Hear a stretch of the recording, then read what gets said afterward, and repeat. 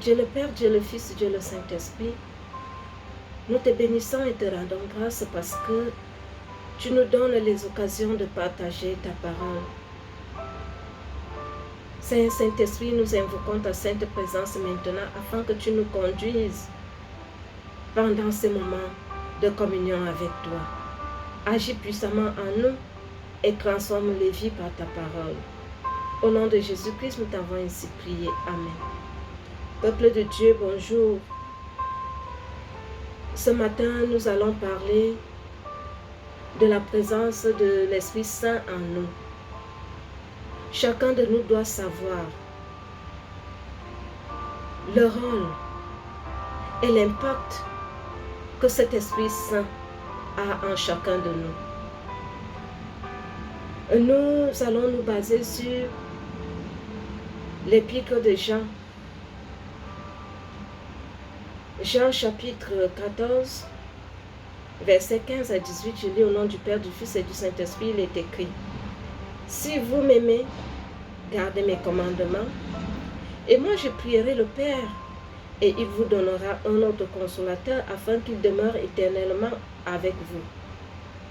L'Esprit de vérité, que le monde ne peut recevoir parce qu'il ne le voit point et ne le connaît point. Mais vous le connaissez car il demeure avec vous. Il sera en vous. Je ne vous laisserai pas orphelin. Je viendrai à vous. Oui, c'est à travers l'Esprit Saint que Jésus vient à nous. Nous voyons d'abord la conception de notre Seigneur Jésus-Christ. Sa conception est faite à travers l'Esprit Saint. Cela est un grand signe que l'Esprit Saint et Jésus-Christ et Dieu forment une seule personne. Pour parler donc de la présence, de l'impact et du rôle de l'Esprit Saint en chacun de nous, nous qui nous réclamons, nous qui déclarons que nous sommes chrétiens, je dirais même encore la présence, je vais parler de la présence de l'Esprit Saint. Lorsque nous rentrons dans l'Ancien Testament, Dieu a fait de grandes choses à travers ceux qui croyaient en lui. Beaucoup de personnes, et moi-même, quand je commençais la marche avec Jésus-Christ, je me posais la question, comment Dieu parlait, comment Dieu agissait dans l'Ancien Testament alors que l'Esprit Saint n'était pas encore venu. Nous voyons que Dieu agissait, Dieu parlait à ses serviteurs, soit par des visions, soit par des songes, soit par des signes.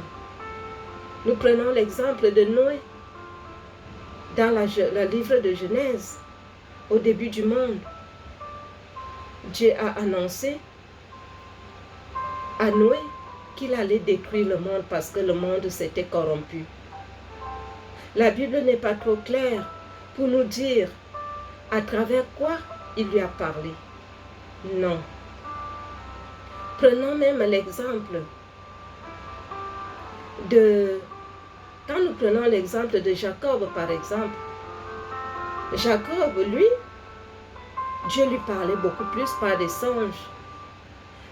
Dieu parlait beaucoup plus par les songes, par les visions, dans l'Ancien Testament.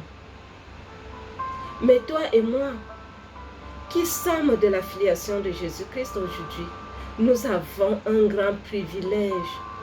Parce que dans l'Ancien Testament, ce n'était pas tous les jours que Dieu parlait à ses hommes. Non. Ce n'était pas tous les jours. Ce n'était pas une permanence. Mais nous, toi et moi, qui vivons dans la filiation de Jésus-Christ, nous avons la permanence de la présence de cet Saint-Esprit en nous. L'Esprit de Dieu est permanemment en nous. Dieu nous le dit. Dans le passage que nous venons de lire, Mais il y a aussi une condition. Il faut que nous gardions les commandements de notre Dieu. C'est Jésus qui nous le dit. Si, c'est déjà une condition. Si vous gardez mes commandements, est-ce que nous gardons les commandements de Dieu? Est-ce que vraiment nous gardons ces commandements? Il dit, si vous gardez mes commandements, je prierai le Père. Le contraire, c'est que si vous ne gardez pas mes commandements, je ne prierai pas le Père. Tu dois donc comprendre aujourd'hui, mon frère, ma soeur, qu'il est temps pour toi de garder les commandements de Dieu pour que Jésus-Christ prie le Père et que ce Père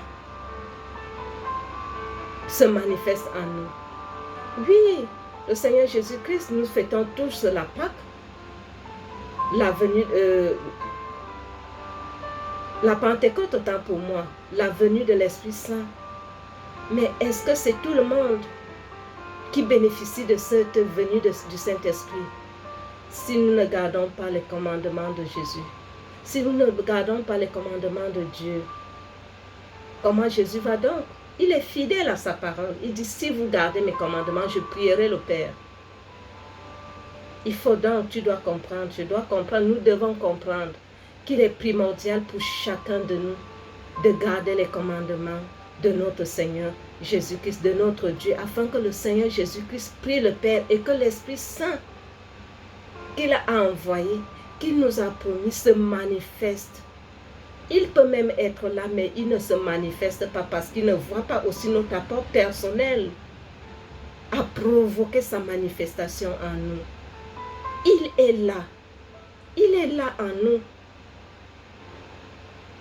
Je dirais même, il est là. Et parfois, il se retire parce qu'il ne voit pas notre engouement. Il ne voit pas notre manifestation à son amour, à son œuvre, à vouloir garder ses commandements. Nous savons très bien que personne ne peut se dire qu'il peut garder tous les commandements de Dieu. Mais c'est la volonté. Nous devons manifester la volonté de garder les commandements de Dieu afin que lorsque le Seigneur Jésus-Christ, qui est mort pour nous, va voir notre volonté de garder ses commandements, il permettrait que cela soit et le Saint-Esprit va se manifester en chacun de nous pour nous amener à bénéficier de toutes les grâces que sa présence en nous accompagne. Tu dois comprendre que la présence du Saint-Esprit en toi te donne l'autorité sur ces grandes montagnes qui se soulèvent devant toi. Tu peux les écraser, sauf et si et seulement si tu gardes les commandements de Dieu. Tu peux marcher sur le lion et sur la suite tel que c'est écrit dans le psaume 91. Si et seulement tu gardes, tu as la volonté, tu es disposé à garder les commandements de Dieu. L'Esprit Saint du Dieu vivant va se manifester et va te booster à le faire. Et il va t'aider à braver ces épreuves qui veulent t'éloigner de Dieu. Tu es un enfant aimé de Dieu. Il ne voudrait pas te voir te perdre, mais il attend ton apport personnel. L'apport personnel, c'est de garder ses commandements. Et comme tu ne peux pas les garder, tu ne peux pas tous les garder de toi-même. Il va te booster. Il veut voir ta disponibilité, ton engagement, ton amour à lui. Peuple de Dieu ici rassemblé, que celui qui a des oreilles pour entendre cette parole aujourd'hui, ait envie de garder les commandements de Dieu. Et le Saint-Esprit qui est en toi va se manifester, il va te booster. Que celui qui a des oreilles pour entendre ce que l'Esprit dit aux églises. Amen.